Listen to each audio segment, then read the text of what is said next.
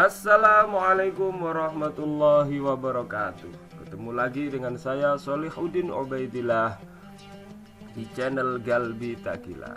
Kali ini kita akan membahas tentang hikmah dan manfaat strategi dakwah dan perkembangan Islam di Indonesia. Mari kita mulai dengan 4 teori sejarah masuknya Islam ke Nusantara. Yang pertama adalah teori Gujarat. Islam diyakini masuk ke Nusantara atau Indonesia pada abad ke-13 Masehi. Yang kedua adalah teori Arab. Islam diyakini masuk ke Nusantara atau Indonesia pada abad 7 Masehi atau abad 1 Hijriah. Yang ketiga adalah teori Persia. Teori ini menyatakan bahwa Islam masuk ke Indonesia pada abad ke-13 Masehi. Yang terakhir adalah teori Cina. Teori ini menyatakan bahwa Islam masuk ke Nusantara pada abad ke-9 Masehi. Selanjutnya, perlu kita ketahui bahwa Islamisasi di Indonesia dilakukan dengan cara yang damai, meskipun pada saat itu telah terjadi pemanfaatan kekuasaan oleh penguasa Muslim di Indonesia. Adapun cara-cara yang dilakukan para penyebar agama Islam periode pertama untuk Islamisasi di Indonesia adalah yang pertama dengan perdagangan, yang kedua adalah dengan perkawinan atau pernikahan, selanjutnya adalah dengan jalan pendidikan, yang keempat adalah dengan jalan tasawuf, yang kelima adalah jalan kesenian, yang terakhir adalah politik. Berikut adalah hikmah dan manfaat yang bisa kami himpun dari berbagai sumber. Yang pertama adalah kehadiran para penyebar agama Islam periode awal yang berdakwah dengan cara yang damai memberikan nuansa baru bagi perkembangan suatu kepercayaan yang sudah ada di Nusantara ini.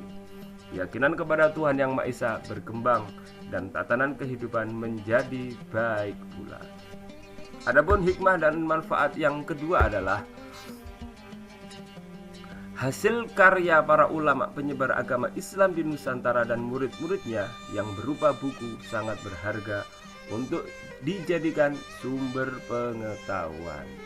Hikmah dan manfaat yang ketiga dari strategi dan perkembangan Islam di Nusantara adalah para ulama penyebar agama Islam di Nusantara menjadi tauladan untuk gemar membaca dan mempelajari Al-Quran.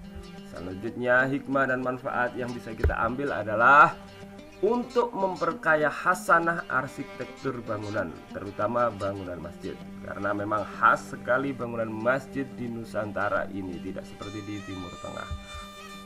Selanjutnya, hikmah dan manfaat dari strategi dan perkembangan dakwah di Nusantara adalah sebagai pengajaran bahwa dakwah Islam harus dilakukan dengan keramahan dan bijaksana. Selanjutnya, hikmah dan manfaat dari strategi dan perkembangan Islam di Nusantara yang kita ambil adalah sebagai pemanfaatan peninggalan sejarah, baik berupa makam, masjid, dan peninggalan lainnya untuk dijadikan tempat ziarah serta objek penelitian sebagai pengingat dan pelestarian nilai-nilai perjuangan para penyebar agama Islam di Nusantara. Selanjutnya adalah sebagai contoh untuk meningkatkan kecintaan kepada bangsa Indonesia sebagaimana yang telah ditunjukkan para ulama dan pemimpin Islam terdahulu. Selanjutnya adalah sebagai bukti bahwa setiap generasi mempunyai tantangannya sendiri, sehingga generasi Muslim dituntut untuk terus kreatif dan peka terhadap zaman. Demikianlah hikmah dan manfaat strategi dan perkembangan dakwah Islam di Indonesia yang bisa kita ambil. Terima kasih, sampai berjumpa kembali di channel Galbi Takila. Wassalamualaikum warahmatullahi wabarakatuh.